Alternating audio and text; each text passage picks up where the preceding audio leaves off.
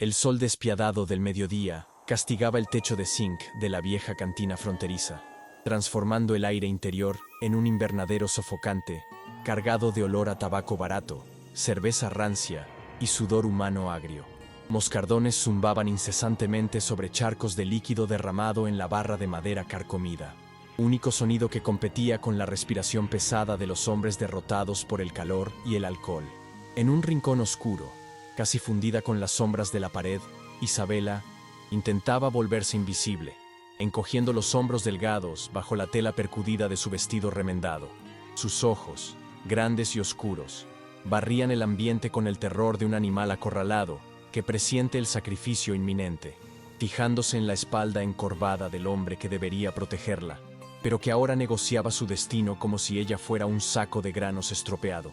El polvo suspendido en la luz que entraba por las grietas parecía sofocar cualquier esperanza de misericordia en aquel lugar olvidado por Dios.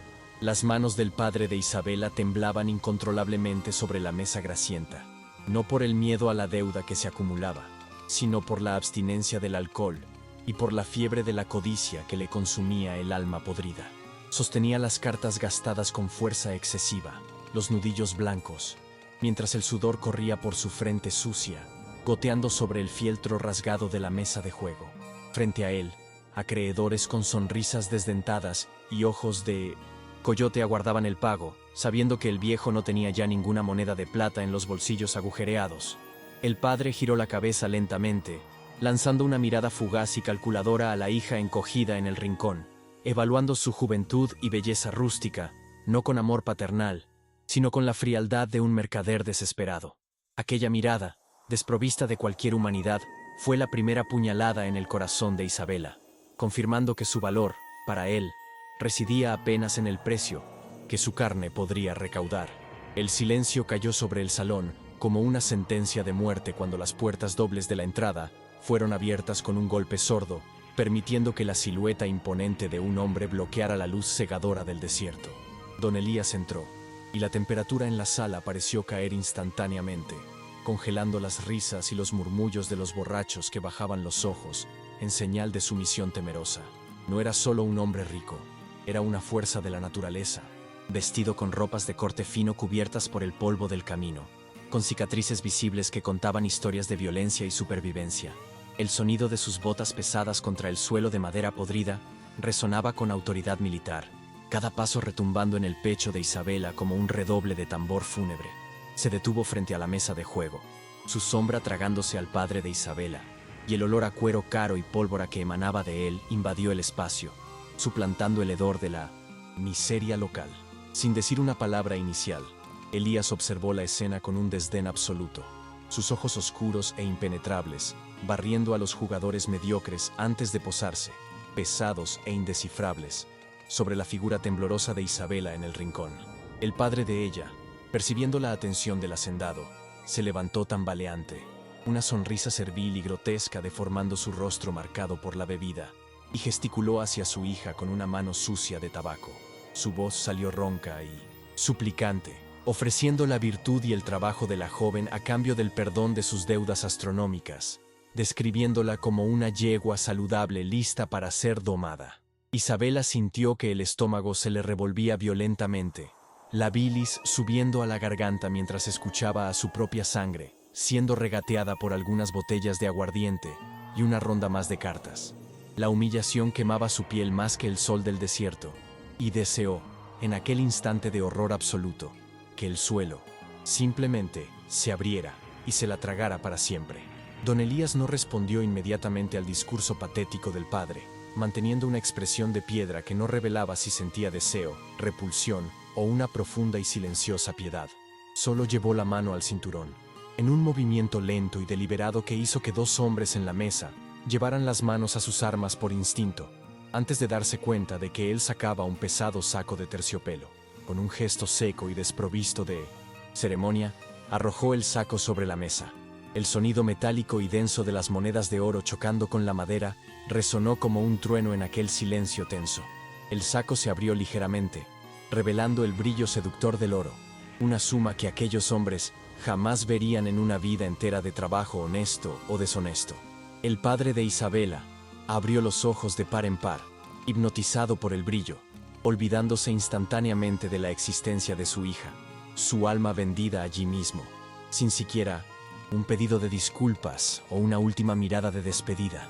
Aquel sonido metálico de las monedas cayendo fue el gatillo que rompió la última barrera de resistencia psicológica de Isabela, que soltó un sollozo ahogado, cubriéndose la boca con las manos callosas para no gritar. Vio al padre abalanzarse sobre el dinero como un animal hambriento, las manos temblorosas acariciando el oro, y comprendió con una claridad brutal que ahora pertenecía al hombre de negro, una propiedad transferida como ganado. Lágrimas calientes y silenciosas trazaron caminos limpios en su rostro cubierto de polvo, mientras la realidad de su destino se derrumbaba sobre sus hombros frágiles. Esclavitud, abuso y la pérdida definitiva de su identidad.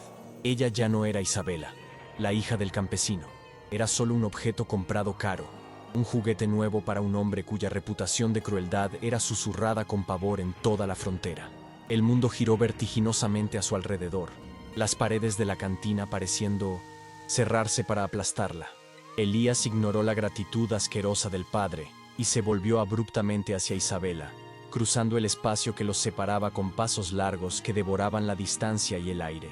Se detuvo frente a ella, su figura inmensa bloqueando toda la luz, y extendió una mano enguantada, no como una invitación, sino como una orden incuestionable que exigía obediencia inmediata. Isabela se encogió contra la pared, temblando violentamente, sus ojos fijos en las botas de él, incapaz de mirar el rostro de aquel que ahora poseía su vida. No la arrastró con violencia, pero sostuvo su brazo con una firmeza de acero, un toque que no lastimaba, pero que dejaba claro que cualquier resistencia sería totalmente inútil contra su fuerza superior. El calor de su mano a través de la tela fina de su manga fue el primer contacto físico, una marca de posesión que hizo que un escalofrío recorriera la espina dorsal de Isabela, congelando su sangre. La guió fuera de la cantina, atravesando el salón donde los otros hombres ahora la miraban con una mezcla de envidia del comprador y pena por la mercancía, miradas que la desnudaban y la ensuciaban aún más. La luz del sol exterior la cegó momentáneamente cuando cruzaron el umbral, el calor seco del desierto golpeándola como una bofetada física tras la penumbra viciada del interior. Isabela tropezó con sus propios pies, las piernas débiles por el miedo, pero la mano de Elías la mantuvo en pie, impidiéndole caer en el polvo de la calle principal. No dijo una palabra de consuelo, ni profirió amenazas. Su silencio era una muralla impenetrable, más aterrador para ella que cualquier grito de rabia, pues en el silencio, su imaginación dibujaba los peores escenarios posibles de tortura y servidumbre. La ciudad parecía observar en un silencio cómplice, nadie atreviéndose a intervenir en los negocios del poderoso don Elías. Frente a la cantina, un caballo negro de proporciones monstruosas, con arreos de plata que brillaban ofensivamente bajo el sol, aguardaba, resoplando y golpeando el casco en el suelo polvoriento con impaciencia. Elías montó con una agilidad sorprendente para un hombre de su tamaño, y, en un movimiento fluido y fuerte, subió a Isabela, sentándola frente a él en la silla. El cuerpo de ella quedó rígido contra el pecho de él, el olor a tabaco y la dureza de sus músculos haciendo la proximidad insoportablemente íntima y aterradora. Ella podía sentir el latido del corazón de él en su espalda, un ritmo lento y controlado que contrastaba con el galope frenético y desesperado de su propio corazón. Sin mirar atrás, hacia el padre que contaba monedas, Elías tiró de las riendas, y el caballo partió a toda velocidad, levantando una nube de polvo que borró el pasado de Isabela.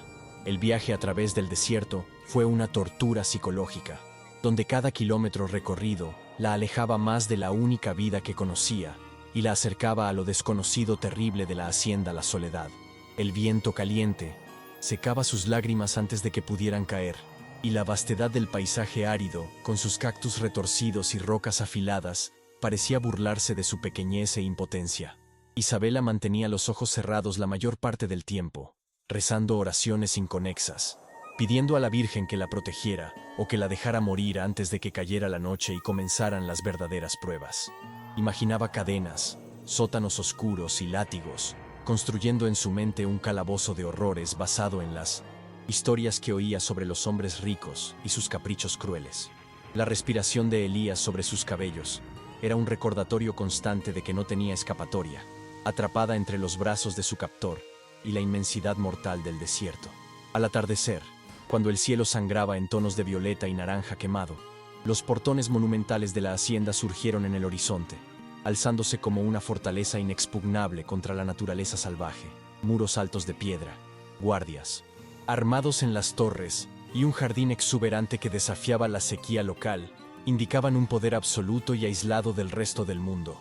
El caballo disminuyó el paso al entrar en el patio principal, donde criados corrían para sujetar las riendas, bajando las cabezas con respeto reverente y miedo palpable. Elías bajó primero y extendió los brazos hacia Isabela. Ella vaciló, el terror paralizando sus músculos, pero terminó deslizándose hacia el suelo, donde las piernas le fallaron, y cayó de rodillas, en la tierra batida. El hacendado se detuvo sobre ella, su sombra cubriéndola completamente, y mientras ella esperaba el primer golpe de disciplina por su debilidad, la pantalla se oscureció sobre su rostro bañado en pavor. Cuéntanos desde qué país nos ves y asegúrate de seguirnos para no perderte nada. Isabela se encogió contra el suelo de piedra fría del patio, los ojos cerrados con fuerza, los músculos tensos aguardando el impacto de la bota o del látigo que, en su experiencia, siempre seguía a una caída. El silencio se prolongó, pesado y agonizante, roto solo por el relinchar suave de los caballos siendo llevados por los caballerizos y por el viento que movía las hojas de las palmeras imperiales. En lugar del dolor, sintió una sombra cubrirla completamente. Pero cuando se atrevió a abrir una rendija de los ojos, vio la mano de don Elías extendida frente a ella, la palma abierta y callosa, vuelta hacia arriba. No era la garra de un depredador, sino la invitación firme de un hombre que esperaba. No dijo nada, solo mantuvo la mano allí, inmóvil como una roca, forzándola a elegir entre continuar en el polvo de la humillación o aceptar la ayuda de aquel extraño gigante para levantarse con alguna dignidad. Con los dedos temblorosos y sucios de tierra, Isabela tocó la mano del hacendado, sintiendo una corriente eléctrica de miedo y sorpresa recorrer su brazo al notar la gentileza inesperada en su apretón firme. Elías la izó sin esfuerzo, poniéndola de pie como si no pesara más que una pluma, y por un breve instante, sus miradas se cruzaron, la de ella, llena de pánico salvaje, la de él, un abismo oscuro de intenciones ilegibles.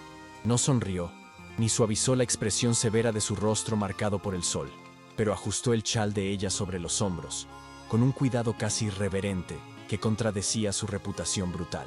Volviéndose hacia la entrada principal, hizo un gesto para que ella lo siguiera, e Isabela obedeció, caminando como una condenada hacia él, cadalso, incapaz de creer que la violencia no fuera el lenguaje de aquella casa imponente y aterradora. Al cruzar el umbral de la puerta maciza de roble, el mundo hostil del desierto desapareció, reemplazado instantáneamente por un ambiente de frescura, silencio y una opulencia que Isabela jamás imaginó que existiera. El vestíbulo principal era vasto como una catedral, con el suelo de mármol pulido reflejando la luz dorada de los candelabros de cristal que colgaban del techo alto, centelleando, como estrellas artificiales. El aire olía a cera de abeja, madera antigua y flores frescas, un contraste violento con el hedor de sudor y alcohol de la cantina donde había sido vendida horas antes. Sus pies descalzos y sucios parecían profanar la pureza de aquel lugar sagrado, e intentó andar de puntillas para no dejar marcas, sintiéndose una intrusa, una mancha de suciedad humana traída dentro de un santuario de riqueza incalculable. La grandiosidad de la casa la aplastaba, haciéndola sentirse más pequeña e insignificante que nunca. Una fila de criados uniformados aguardaba en el centro del vestíbulo, con las cabezas bajas y las manos cruzadas a la espalda, en una demostración de disciplina militar que hizo que el corazón de Isabela se disparara. Don Elías se detuvo frente a ellos, su presencia llenando el espacio con una autoridad natural, y colocó la mano pesada en el hombro de Isabela, presentándola no como una sierva recién adquirida, sino como una visita de honor. Su voz, grave y profunda, resonó por las paredes de piedra, ordenando que fuera tratada con el mismo respeto que dedicarían a su difunta madre, y que ninguna necesidad de ella debería ser ignorada. Un murmullo de conmoción recorrió la fila de empleados, miradas furtivas de incredulidad siendo intercambiadas rápidamente, pues todos esperaban una concubina o una esclava, jamás una señora. Isabela escuchó las palabras, pero su cerebro se rehusaba a procesar el significado, interpretando todo como parte de un juego, cruel y elaborado. El ama de llaves, una mujer de mediana edad con el rostro severo y el cabello recogido en un moño rígido, se adelantó con una reverencia forzada, sus ojos barriendo a Isabela de arriba abajo con un juicio silencioso y penetrante. Elías ignoró la hostilidad velada de la mujer y ordenó que prepararan el baño y trajeran ropas limpias, dejando claro con una mirada cortante que la suciedad de Isabela era responsabilidad del camino y no una falla de carácter. Cuando el hacendado se retiró a su despacho, dejándola sola con los extraños, el pánico de Isabela regresó con fuerza total, la ausencia de él pareciendo remover la única barrera entre ella y la desaprobación de aquella gente refinada. Fue conducida escaleras arriba, los escalones de madera crujiendo suavemente bajo sus pies, cada paso llevándola más profundo, en el laberinto de aquella nueva vida que ella no había elegido y que no sabía cómo navegar. La habitación a la que la llevaron era más grande que toda la casa, donde ella había crecido, con una cama con dosel cubierta por sábanas de lino blanco y cortinas de terciopelo que filtraban la luz del atardecer. En el centro del aposento, una bañera de cobre con patas de león humeaba, exhalando el aroma de lavanda y aceites esenciales, una visión que parecía salida de un sueño febril. Las criadas comenzaron a desvestirla con eficiencia mecánica, e Isabela instintivamente cruzó los brazos sobre el pecho, intentando proteger su desnudez y las cicatrices antiguas, de palizas paternas que marcaban su espalda. La vergüenza quemaba su rostro mientras manos extrañas tocaban su piel, no para herir, sino para remover las capas de polvo y miseria que se habían convertido en su segunda piel. Cerró los ojos, aguantando el toque como si fuera un castigo, incapaz de relajarse o de comprender que aquel ritual era de purificación, no de violación. El agua caliente envolvió su cuerpo cansado, el calor penetrando en los huesos y disolviendo la tensión acumulada por años de supervivencia en estado de alerta máximo. Pero la mente de Isabela permanecía en guardia. Mientras las criadas lavaban sus cabellos largos y enmarañados con jabones perfumados, el agua oscura escurría por el borde de la bañera, llevándose consigo la tierra de la aldea pobre y el olor del pasado. Isabela observaba el agua sucia desaparecer por el desagüe, sintiendo como si una parte de su identidad estuviera siendo lavada junto con ella, dejando atrás a una extraña desconocida, limpia y vulnerable. Nunca se había sentido tan expuesta, tan despojada de sus defensas naturales. La suciedad había sido, por mucho tiempo, su camuflaje contra las miradas codiciosas de los hombres. Ahora, limpia y perfumada, se sentía un blanco brillante y visible, una presa preparada y adornada para el banquete del amo de la casa. Al salir del baño, envuelta en toallas suaves que parecían abrazos de nubes, Isabela fue conducida hasta un espejo de cuerpo entero con marco dorado, un objeto de lujo que ella nunca había visto antes. El reflejo que la miró de vuelta le hizo contener la respiración. Una joven mujer de piel clara y ojos brillantes, libre de las manchas de hollín y del cansancio crónico. Se tocó el propio rostro en el espejo, los dedos trazando los contornos de una belleza que la pobreza había ocultado, y una ola de disociación la golpeó. Aquella no podía ser ella. Las criadas la vistieron con un vestido de seda azul cobalto, ajustando el corsé que la obligaba a mantener la postura erguida, transformando a la campesina encorvada en una dama altiva. La seda se deslizaba sobre su piel sensible, una caricia constante que le recordaba que ahora pertenecía a un mundo donde el tacto era suave, pero las reglas eran desconocidas y peligrosas. La noche cayó sobre la hacienda, trayendo consigo el silencio absoluto del campo, roto apenas por el sonido distante de coyotes y por el tic-tac rítmico de un reloj de péndulo en el pasillo. Isabela permaneció sentada en el borde de la cama, inmóvil como una muñeca de porcelana, dejada en la estantería, esperando que la puerta se abriera y don Elías viniera a cobrar el precio de su compra.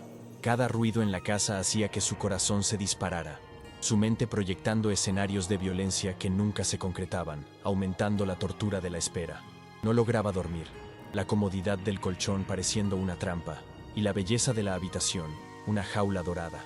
El hambre rugía en su estómago, pero el miedo a salir y encontrar al monstruo la mantenía paralizada, prisionera de su propio terror y de las expectativas sombrías que la vida le había enseñado a tener de los hombres poderosos. Cuando un golpe suave sonó en la puerta, Isabela dio un salto, retrocediendo hasta la pared opuesta, agarrando la tela del vestido como si fuera un escudo inútil. La puerta se abrió lentamente, revelando no a Elías, sino a una criada joven trayendo una bandeja de plata con la cena, carne asada, pan fresco y frutas que brillaban a la luz de las velas. La chica dejó la comida sobre una mesa lateral y salió rápidamente, sin decir palabra, dejando a Isabela sola nuevamente con el olor delicioso que despertaba sus instintos de supervivencia. Comió con las manos, rápido y voraz, como si alguien pudiera entrar en cualquier momento y robar el plato, la etiqueta y los cubiertos de plata ignorados ante el hambre ancestral. Aquel momento de saciedad solitaria fue el primer alivio físico, pero la mente continuaba preguntando, ¿por qué no vino? ¿Qué está planeando que requiere tanta paciencia? Los días siguientes se arrastraron en una rutina extraña y silenciosa, donde Isabela vagaba por los pasillos de la mansión como un fantasma, evitando a los criados y escondiéndose siempre que oía las botas de Elías acercándose. Lo observaba de lejos, a través de las ventanas, mientras él inspeccionaba el ganado o conversaba con los capataces, su figura imponente dominando el paisaje y a los hombres a su alrededor. Nunca intentó entrar en su habitación, ni forzó ninguna interacción, manteniendo una distancia respetuosa que la confundía más que cualquier agresión. Esa paz era enervante. Ella estaba acostumbrada a luchar, a defenderse, a prever golpes, y la ausencia de conflicto la dejaba sin suelo, flotando en un vacío de ansiedad. Comenzó a explorar la biblioteca, tocando los lomos de cuero de los libros que no sabía leer, buscando pistas sobre quién era aquel hombre que la había comprado para dejarla libre dentro de su fortaleza. Cierta tarde, la curiosidad venció al miedo, e Isabela se aventuró hasta el despacho principal, atraída por la puerta entreabierta, de donde emanaba el olor a tabaco que ella asociaba con él. Entró silenciosamente, sus ojos recorriendo los mapas antiguos y las armas expuestas en las paredes, hasta que su codo golpeó accidentalmente una mesa lateral, derribando un jarrón de cristal veneciano. El sonido del vidrio estallando contra el suelo de madera fue ensordecedor, resonando por la casa silenciosa como un disparo de cañón, paralizando la sangre en las venas de Isabela. Miró los fragmentos brillantes esparcidos a sus pies, el terror absoluto apoderándose de su ser. Aquel jarrón debía valer más que su vida entera. Cayó de rodillas, intentando juntar los pedazos con las manos desnudas, cortándose los dedos en el proceso, la sangre goteando en el suelo mientras sollozaba, esperando el castigo inevitable. Los pasos pesados de Elías sonaron en el pasillo, rápidos y decididos, acercándose como el trueno que anuncia la tormenta, e Isabela se encogió, cubriéndose la cabeza con los brazos, temblando incontrolablemente. Se detuvo en la puerta, viendo la escena de la destrucción y a la mujer aterrorizada en el suelo, pero en lugar de gritar, se agachó lentamente junto a ella, ignorando completamente los fragmentos de cristal valioso. Sostuvo las muñecas de ella con firmeza, impidiéndole continuar cortándose en el intento inútil de arreglar lo irremediable, y la forzó a mirarlo. Los ojos de él no tenían rabia, solo una preocupación intensa y sombría mientras examinaba los cortes en los dedos de ella, sacando un pañuelo de lino del bolsillo para detener la sangre. Su silencio era pesado, pero cargado de una energía diferente, una protección feroz que desarmó el pánico de ella por un instante. «Los objetos se rompen, Isabela», dijo él, la voz baja y ronca vibrando en el pecho de ella. «Pero tú no eres un objeto para ser reparada o desechada». Limpió la sangre de Mio, las manos de ella con una delicadeza que parecía imposible para aquellas manos grandes y callosas, tratando sus heridas como si fueran joyas preciosas dañadas. Isabela lo miró, las lágrimas dejando de caer ante la conmoción de aquellas palabras, la comprensión lenta de que a él le importaba más su piel que su riqueza material. Por primera vez, vio al hombre detrás de la leyenda de la bestia, vio la soledad y la necesidad de cuidar que reflejaban su propia necesidad de ser cuidada. Aquel momento, arrodillados entre los fragmentos de vidrio, fue el primer ladrillo derribado en la muralla que separaba sus mundos, una conexión forjada en la sangre y en el perdón inesperado. La noticia del incidente con el jarrón se esparció entre los criados, cambiando sutilmente la atmósfera de la casa. Si el patrón no la había castigado por destruir algo tan valioso, entonces ella no era solo una huésped pasajera. Isabela comenzó a sentir un cambio en el trato que recibía, el desprecio dando lugar a una cautela respetuosa, aunque aún hubiera susurros maliciosos por los rincones de la cocina. Intentó ayudar en las tareas domésticas, buscando ser útil para justificar su presencia y pagar su estadía, pero Elías le prohibió terminantemente realizar trabajos pesados. «Tus manos no fueron hechas para fregar el suelo», dijo, interceptándola con un cubo de agua. «Fueron hechas para pasar páginas de libros y sostener las riendas de un caballo». La llevó a los establos, regalándole una yegua blanca, mansa y elegante, un símbolo de libertad que la aterrorizaba y fascinaba al mismo tiempo. Aprender a montar se convirtió en su nueva rutina, y con ella, la oportunidad de pasar tiempo con Elías, fuera de las paredes opresoras de la casa, bajo el cielo abierto que ella tanto amaba y temía. Él era un profesor paciente, enseñándole a comandar al animal con toques sutiles y confianza, no con fuerza bruta, una lección que hacía eco a la manera en que él la trataba. Durante esos paseos, por los límites de la hacienda, Isabela comenzó a ver la tierra no como un lugar de sufrimiento, sino como un reino de posibilidades, donde el trigo crecía alto y el ganado pastaba en paz. Observaba a Elías lidiar con los problemas de la hacienda, resolviendo disputas y comandando hombres, y se dio cuenta de que su dureza era una armadura necesaria para proteger aquel oasis en un mundo cruel. La admiración comenzó a brotar en su pecho, una semilla frágil plantada en el suelo fértil de la gratitud. Sin embargo, la noche traía de vuelta los fantasmas del pasado, y las pesadillas de Isabela eran frecuentes, gritos ahogados que resonaban por los pasillos vacíos de la mansión dormida. Soñaba con su padre vendiéndola repetidamente, con manos sucias agarrándola, con la sensación de estar siendo sofocada por el polvo de la cantina. En una de esas noches, despertó sudando frío, el corazón martillando contra las costillas, y al abrir la puerta de la habitación en busca de aire, encontró a Elías sentado en una silla en el pasillo, vigilando su sueño como un centinela fiel. Estaba despierto, un libro cerrado en el regazo y una pistola al alcance de la mano, los ojos cansados fijos en la oscuridad. No se movió para tocarla o consolarla, solo asintió con la cabeza en un reconocimiento silencioso de su presencia, dejando claro que, mientras él estuviera allí, ningún mal cruzaría aquella puerta para herirla. El descubrimiento de que él velaba su sueño todas las noches sacudió los cimientos del miedo de Isabela, reemplazándolo por una confusión emocional intensa que la dejaba mareada.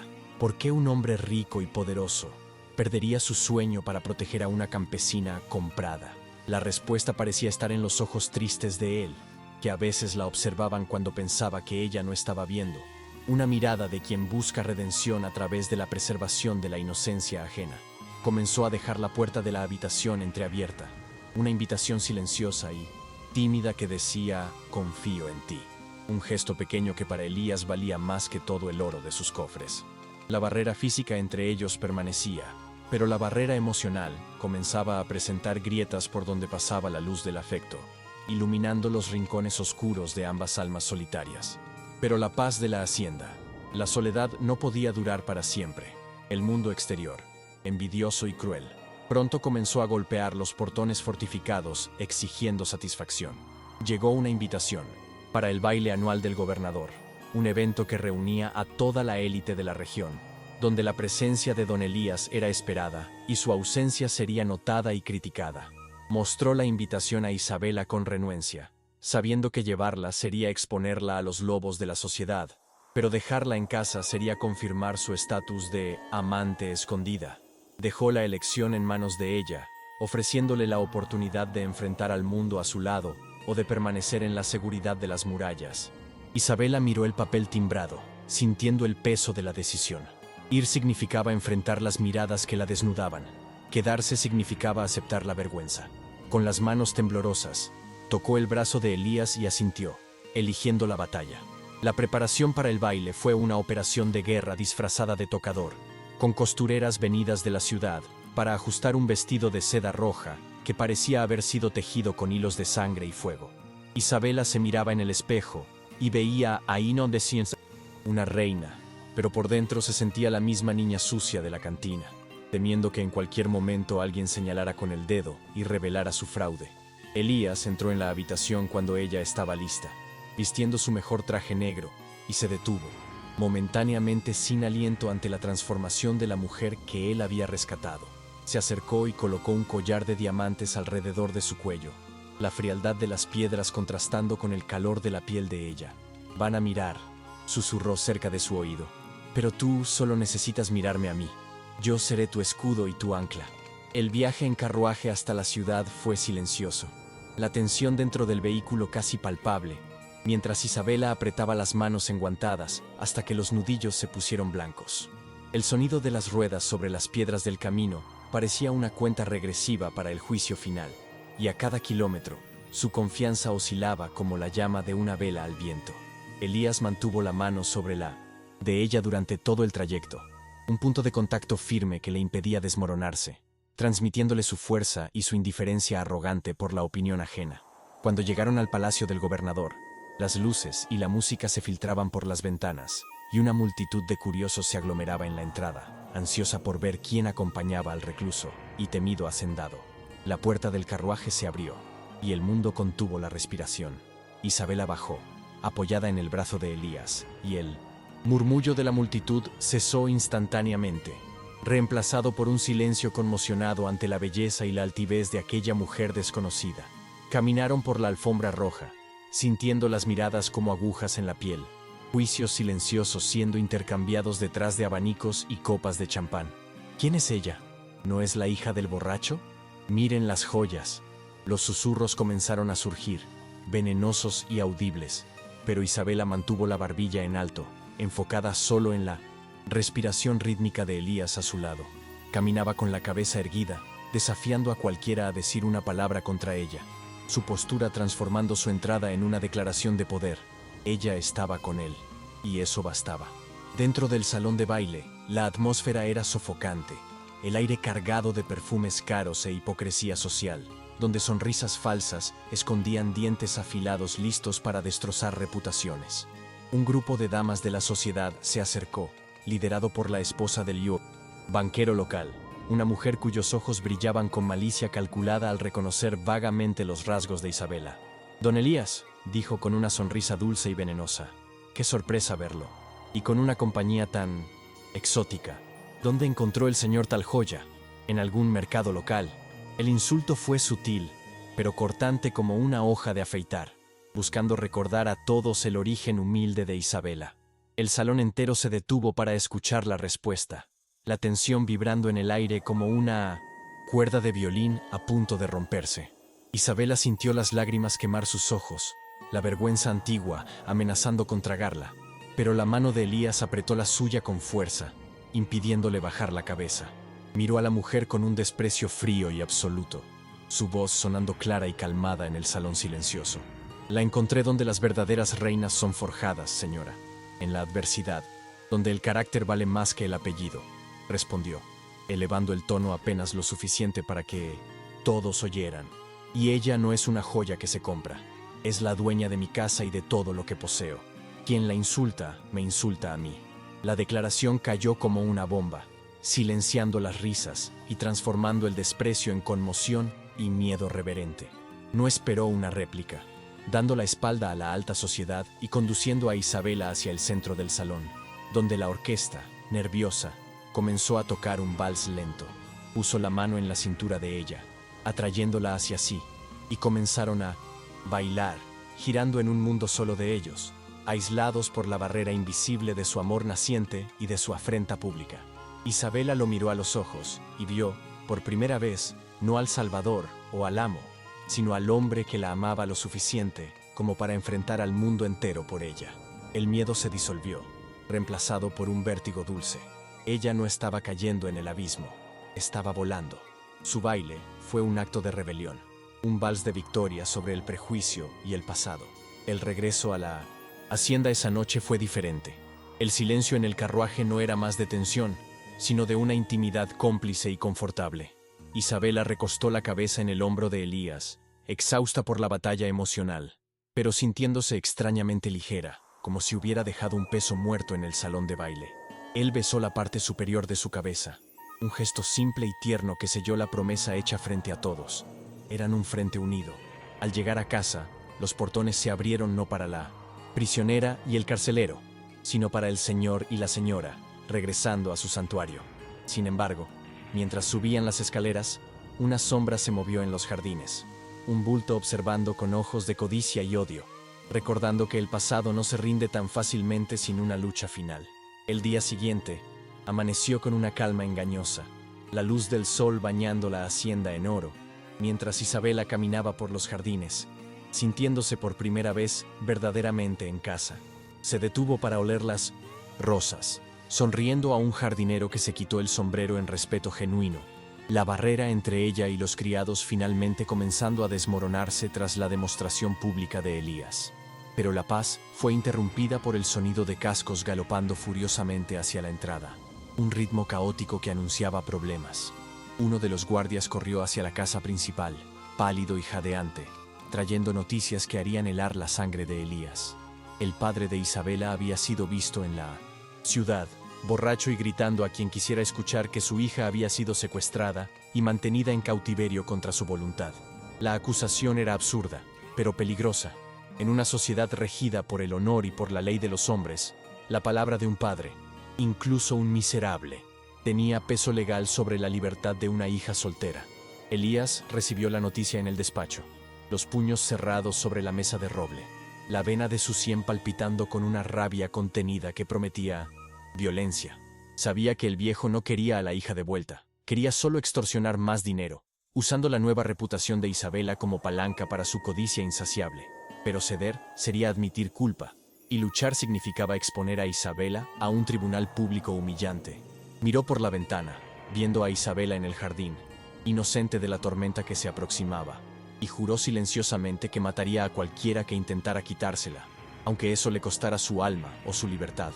Don Elías salió del despacho y encontró a Isabela en el vestíbulo, el rostro de ella iluminado por una sonrisa que desapareció instantáneamente al ver su expresión sombría. No ocultó la verdad, contándole sobre el regreso del padre y las amenazas legales, tratándola como una compañera y no como una niña a ser protegida de la realidad. Isabela sintió el suelo abrirse nuevamente bajo sus pies, la pesadilla recurrente volviéndose de carne y hueso. El padre había vuelto para arrastrarla de regreso al lodo.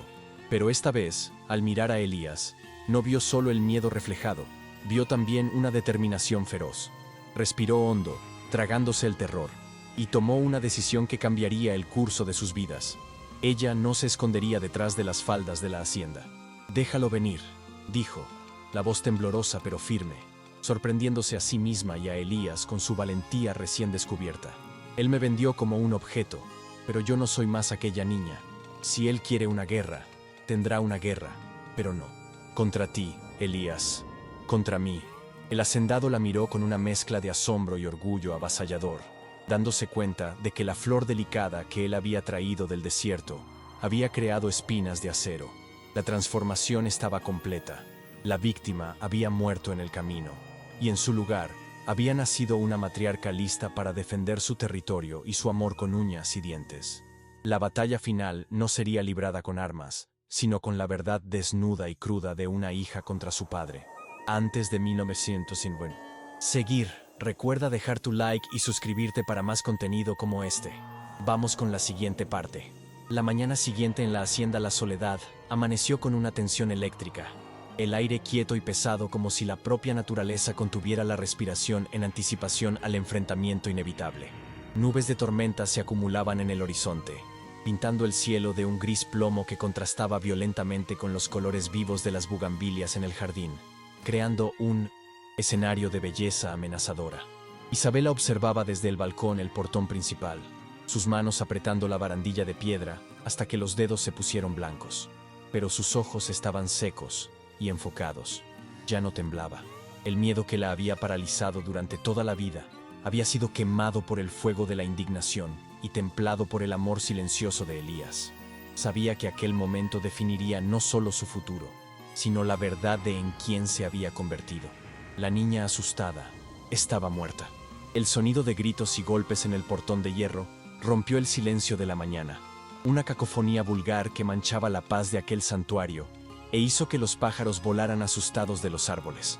El padre de Isabela estaba allí fuera, acompañado por un oficial de justicia corrupto y algunos curiosos de la aldea, exigiendo a gritos la devolución de su hija secuestrada. Su voz, arrastrada por el alcohol y amplificada por la falsa rectitud moral, resonaba por el patio, acusando a don Elías de ser un monstruo que robaba muchachas inocentes para satisfacer sus deseos perversos. Los trabajadores de la hacienda detuvieron sus tareas, observando con rostros serios, leales al patrón, pero confundidos ante la gravedad de las acusaciones legales. La mentira, cuando es gritada con suficiente convicción, tiene el poder peligroso de sembrar la duda incluso en los corazones más fieles. Don Elías salió de la casa principal como un huracán negro, la expresión en su rostro, prometiendo muerte segura a quien osara cruzar su camino o insultar el honor de su casa. Caminaba hacia el portón con pasos pesados y decididos, la mano derecha descansando peligrosamente sobre la empuñadura de su revólver, listo para resolver la cuestión de la única manera que el viejo oeste entendía, con plomo. La furia emanaba de él en ondas visibles, una energía destructiva alimentada por el deseo de proteger a Isabela de aquella suciedad humana que osaba llamarse padre. No pretendía negociar, pretendía eliminar la amenaza, barrer el problema de la faz de la tierra y enterrar el pasado de Isabela junto con el cuerpo de aquel hombre miserable. Antes de que él pudiera alcanzar el portón y cometer un acto sin retorno, una voz clara e imperativa cortó el aire tenso, deteniéndolo en medio del camino como si hubiera golpeado una pared invisible. «¡No, Elías!». Isabela bajó las escaleras del balcón, no corriendo, sino caminando con una dignidad soberana, el vestido blanco flotando a mino o moretonsi, su alrededor como una armadura de luz. Se colocó entre la bestia enfurecida y el portón, sus ojos fijos en los de él, transmitiendo un mensaje silencioso de que aquella no era la batalla de él para luchar solo. Elías se detuvo, el pecho jadeante, la lucha interna visible en su rostro contorsionado, pero su mano se relajó ligeramente sobre el arma ante la autoridad calmada que emanaba de la mujer que amaba.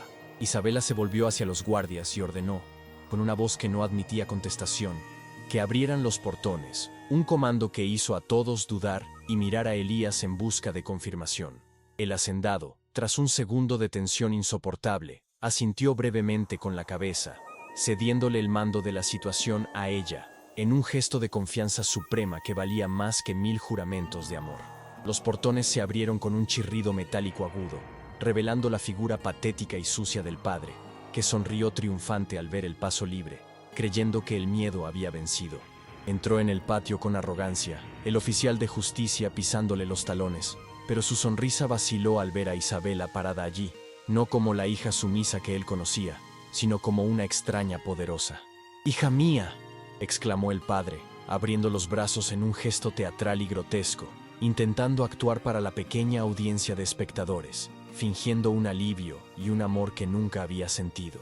«Gracias a Dios, he venido a salvarte de este demonio», continuó, apuntando un dedo tembloroso y sucio hacia Elías, intentando transformar a la víctima en villano.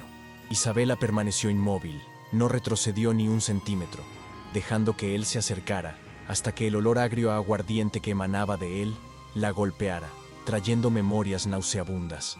No sintió el impulso antiguo de encogerse. En cambio, sintió una ola de pena fría y distante, la realización súbita de cuán pequeño e insignificante era realmente aquel hombre ante la vida que ella había construido. «No viniste a salvarme, padre», dijo Isabela, su voz baja pero cargada de una fuerza que silenció el patio entero, haciendo que hasta el viento pareciera detenerse para escuchar.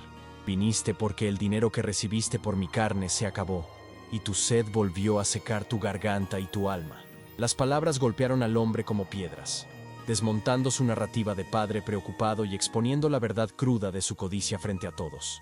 El oficial de justicia carraspeó, incómodo, y los trabajadores de la hacienda intercambiaron miradas de entendimiento, la obra de teatro del viejo comenzando a desmoronarse bajo el peso de la honestidad brutal de la hija que él había subestimado. El padre, al darse cuenta de que la apelación emocional había fallado, cambió su táctica instantáneamente, la máscara de bondad cayendo para revelar la cara fea y retorcida de la avaricia que Isabela conocía también. «Eres mi propiedad hasta que te cases», gruñó, la voz goteando veneno, «y tengo la ley de mi lado. Si este hombre te quiere, tendrá que pagar el precio justo por el secuestro y por la deshonra». Citó un valor absurdo, una suma que haría dudar a cualquier hombre rico, mirando a Elías con un desafío codicioso en los ojos inyectados en sangre.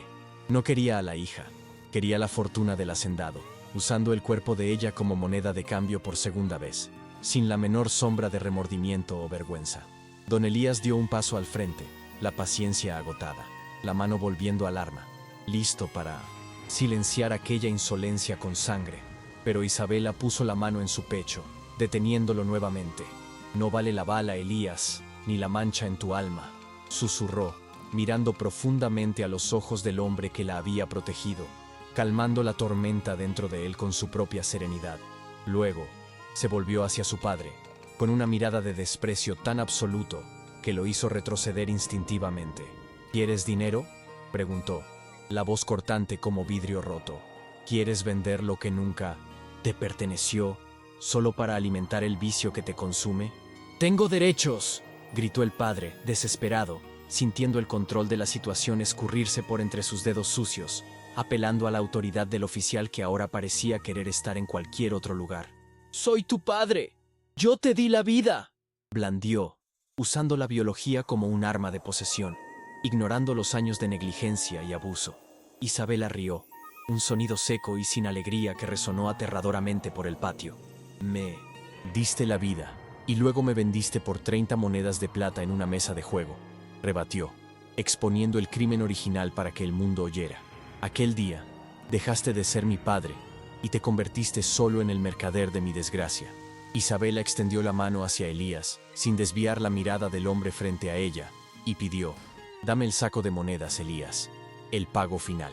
Elías vaciló por una fracción de segundo, no por el dinero, sino por el significado del gesto, antes de entender lo que ella pretendía hacer. Sacó un saco pesado de cuero del cinturón, el mismo tipo de saco que había usado en la cantina, y lo puso en la mano de ella. El peso del oro era significativo, pero para Isabela parecía ligero comparado con el peso de la libertad que estaba a punto de comprar.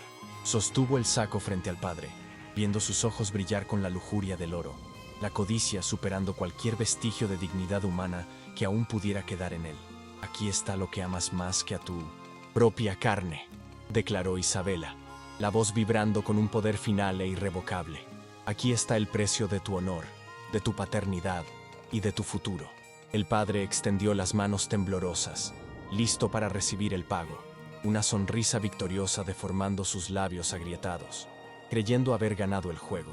Pero Isabela no le entregó el saco. Con un movimiento brusco y violento, lo abrió y lanzó el contenido al aire, en un gesto de desprecio supremo. Las monedas de oro volaron, capturando la poca luz del día, antes de caer en el polvo a los pies de él con un ruido metálico ensordecedor, el mismo sonido que había sellado su destino en la cantina, ahora haciendo eco de su liberación. «Arrástrate», ordenó, viéndolo mirar el oro esparcido en la tierra. «Recoge tu dinero del suelo, como el animal que eres, y nunca más te atrevas a pronunciar mi nombre o pisar esta tierra». El padre vaciló solo un instante, la vergüenza luchando contra la codicia, pero la codicia venció fácilmente. Frente a todos, cayó de rodillas en el polvo, recogiendo las monedas frenéticamente, llenándose los bolsillos, ignorando las miradas de repulsión de los trabajadores y el silencio juzgador del oficial. Aquella imagen, del hombre humillándose por metal, fue la muerte final de cualquier poder que él aún pudiera tener sobre Isabela. No era un monstruo, era solo un mendigo de espíritu, digno de pena, no de miedo. Elías observó la escena con una mezcla de admiración y conmoción, viendo a la mujer que él había acogido rota erguirse como una titán moral, destruyendo a su opresor sin levantar un dedo, usando solo la verdad y el desapego. Se dio cuenta, en aquel momento de claridad cristalina, de que ella ya no necesitaba su protección física. Ella se había liberado sola. El oficial de justicia, asqueado con la escena del padre arrastrándose, hizo una señal a sus hombres y se retiró, rehusándose a validar cualquier reivindicación de aquel hombre patético. La ley de los hombres había sido suplantada por la ley moral impuesta por Isabela, y no había tribunal que pudiera revertir aquel veredicto. Cuando el padre finalmente se levantó, los bolsillos pesados y el alma vacía, intentó lanzar una última mirada de desafío, pero encontró solo el vacío en los ojos de la hija. «Vete», dijo Isabela, dándole la espalda, «y llévate tu miseria lejos de aquí». Él retrocedió, tropezando, y corrió hacia fuera del portón, desapareciendo en el camino como un coyote expulsado de la manada, dejando atrás solo el polvo y el silencio. El portón se cerró tras él con un golpe definitivo, sellando el pasado fuera de las murallas de la hacienda La Soledad. La tormenta en el horizonte comenzó a disiparse, O tal vez fuera solo la tormenta dentro de Isabela, que finalmente había encontrado la calma. Isabela permaneció de espaldas al portón, los hombros temblando levemente ahora que la adrenalina comenzaba a bajar, y Elías se acercó despacio, respetando el espacio de aquella mujer nueva que había nacido ante sus ojos. No la tocó inmediatamente, solo se detuvo a su lado, ofreciendo su presencia silenciosa y sólida como apoyo. «Lo compraste», dijo suavemente, refiriéndose a su libertad, «pero pagaste con mi oro». Había un tono de broma seria en su voz, un intento de romper la tensión insoportable del momento. Isabela se volvió hacia él, los ojos brillando con lágrimas no derramadas, y por primera vez sonrió una sonrisa plena, libre de sombras. «No compré nada, Elías», respondió, extendiendo la mano para tocar el rostro cicatrizado de él, un gesto de intimidad que ella nunca había iniciado antes. «Solo devolví la basura a su lugar. El oro no tiene valor. El valor está en quien se queda, no en quien parte». Elías sostuvo la mano de ella contra su rostro, cerrando los ojos al sentir el toque cálido y voluntario, sintiendo una barrera final dentro de sí mismo desmoronarse. Había pasado la vida acumulando riquezas para protegerse del mundo, pero ahora entendía que la única riqueza real estaba allí, en el coraje y en el amor de aquella mujer que lo había desafiado y lo había salvado de su propia soledad. La atrajo hacia un abrazo, no de protección, sino de igualdad, apretándola contra el pecho mientras la primera lluvia comenzaba a caer, lavando el polvo del patio y las últimas huellas del viejo. El agua fresca tocaba sus rostros, mezclándose con las lágrimas de alivio de Isabela, un bautismo conjunto que marcaba el inicio de una nueva era para ambos. Ya no había amo y sierva, ni salvador y víctima. Había solo un hombre y una mujer, unidos por la elección libre y consciente de permanecer juntos ante las tormentas del mundo. El trueno que sonó a lo lejos ya no era una amenaza, sino un aplauso del cielo para la reina que acababa de ser coronada en el barro.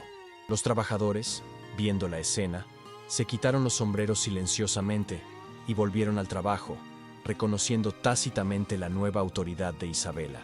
Ella no era solo la mujer del patrón, ella era la fuerza que había expulsado el mal con la cabeza erguida. Elías la miró, los cabellos mojados pegados al rostro, y vio en ella la belleza indomable de la tierra que él tanto amaba. «Entremos», dijo, «la casa es tuya». Y esta vez, la frase no era un permiso, sino un reconocimiento de hecho.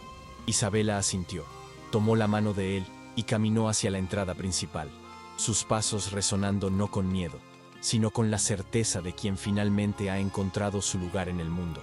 El pasado había sido pagado, enterrado y olvidado en el camino polvoriento. El futuro aguardaba dentro de las paredes cálidas de la hacienda, un libro en blanco listo para ser escrito no con tinta de deudas y sangre, sino con la tinta duradera del respeto mutuo y del amor conquistado. Mientras la lluvia aumentaba, transformando el mundo exterior en una mancha grisácea, dentro de la hacienda la soledad, la luz de las chimeneas parecía brillar más fuerte que nunca, calentando los corazones de los dos supervivientes que habían aprendido que el verdadero precio de la libertad es el coraje de reivindicarla. La tormenta que había lavado el patio aquella tarde decisiva se disipó lentamente, dejando atrás un cielo de un azul cristalino y el olor profundo a tierra mojada y renovación que impregnaba cada rincón de la hacienda La Soledad. La lluvia se había llevado el polvo del camino y simbólicamente las últimas manchas del pasado doloroso de Isabela, purificando el aire para el nuevo ciclo que se iniciaba.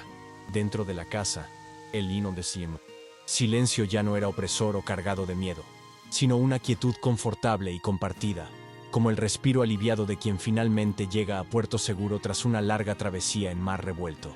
Las chimeneas crepitaban con vigor, secando las ropas húmedas y calentando los cuerpos, pero era el calor de las miradas intercambiadas entre Elías e Isabela lo que verdaderamente espantaba el frío de aquella noche transformadora. A la mañana siguiente, el sol invadió la habitación de Isabela no como un intruso, sino como un invitado bienvenido, iluminando un rostro que despertaba por primera vez sin la sombra de la ansiedad o la expectativa de un golpe. Se levantó y caminó hasta la ventana, abriendo las cortinas pesadas para contemplar la extensión de las tierras que ahora, de hecho y de derecho, también eran suyas. Allí abajo, los trabajadores comenzaban la faena diaria, y al verla en el balcón, no bajaron los ojos con miedo o desconfianza. sino que saludaron con sombreros en mano, un gesto espontáneo, de respeto a la mujer que había enfrentado la tormenta y vencido. Isabela saludó de vuelta, una sonrisa genuina iluminando sus rasgos, sintiendo que las murallas de la hacienda ya no servían para encerrarla, sino para proteger el paraíso que ella ayudaría a cultivar. En el desayuno, la larga mesa de comedor, antes un vasto desierto de madera pulida que separaba a dos extraños solitarios, parecía ahora más pequeña y más íntima. Elías dispensó a los criados, sirviendo él mismo el café para Isabela, un acto simple de servicio que subvertía todas las reglas de aquella sociedad patriarcal rígida. Puso sobre la mesa no joyas o regalos caros, sino un manojo de llaves antiguas de hierro, las llaves del despacho, de los cofres y de los almacenes de la hacienda. Una casa no puede tener dos amos si no tiene un solo corazón, dijo con su voz grave, empujando las llaves hacia ella. Aquel gesto era la rendición final de su autonomía solitaria, la prueba concreta de que confiaba en ella no solo con su afecto, sino con su vida y su legado. Isabela tomó las llaves, sintiendo el peso frío del metal y la responsabilidad cálida que conllevaba, aceptando el papel no de una esposa trofeo, sino de una matriarca activa y decisiva. En los días que siguieron, la rutina de la hacienda cambió visiblemente bajo su influencia. Donde antes había solo órdenes secas y disciplina militar, ahora había diálogo y cuidado humano. Recorría los campos a caballo, inspeccionando las cosechas y escuchando las necesidades de las familias de los trabajadores, resolviendo disputas con una sabiduría calmada que sorprendía a los hombres más viejos. La bestia había sido domada, decían en la aldea, pero la verdad era que la bestia había encontrado a alguien lo suficientemente fuerte para caminar a su lado sin cadenas, permitiendo que su humanidad, hace mucho enterrada, floreciera nuevamente. La transformación de don Elías era visible para todos. Las líneas duras de su rostro se habían suavizado, y la risa, un sonido que las paredes de la casa habían olvidado, se volvió frecuente en las cenas. Observaba a Isabela gestionar la casa y los negocios, con un orgullo que no cabía en su pecho, maravillado con la forma en que aquella flor del desierto se había revelado un árbol de raíces profundas y sombra generosa. Dejó de usar el revólver en el cinturón dentro de casa, una señal sutil de que la guerra constante contra el mundo había terminado, sustituida por una paz armada solo de contentamiento. La soledad que había sido su compañera fiel por décadas fue expulsada sin ceremonia, llenada por la presencia luminosa de una mujer que lo amaba no por lo que tenía, sino por quien era. Meses después, cuando llegó la época de la cosecha, tiñendo los campos de trigo de un dorado vibrante que rivalizaba con el oro de las monedas, la hacienda celebró con una fiesta grandiosa para todos los vecinos y trabajadores. No fue un baile de la alta sociedad excluyente, sino una celebración de la tierra y de la vida, con música folclórica, mesas abundantes y baile bajo las estrellas. Isabela y Elías bailaron en el centro del patio, rodeados por personas que antes los juzgaban y ahora los celebraban, probando que el respeto verdadero se conquista con carácter, no con títulos. Ella usaba un vestido simple, sin las joyas pesadas del pasado, pues su felicidad era el único adorno necesario para opacar cualquier diamante.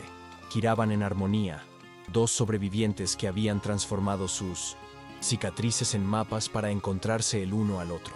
Durante la fiesta, se hizo un momento de silencio cuando el padre de la aldea, un hombre humilde que conocía el dolor de aquella pareja, los llamó para bendecir la unión ante Dios y los hombres. No hubo intercambio de dotes o negociaciones contractuales, solo promesas susurradas de lealtad eterna y manos callosas entrelazadas con fuerza. Cuando Elías besó a Isabela, el aplauso que estalló no fue pulido y contenido, sino ruidoso y vibrante, viniendo de las manos de los trabajadores que veían en aquella unión la victoria de la esperanza sobre la crueldad del destino. Aquel beso selló no solo un matrimonio, sino la cura de dos almas rotas que, juntas, formaban algo inquebrantable y sagrado, una fortaleza de amor en medio del desierto implacable.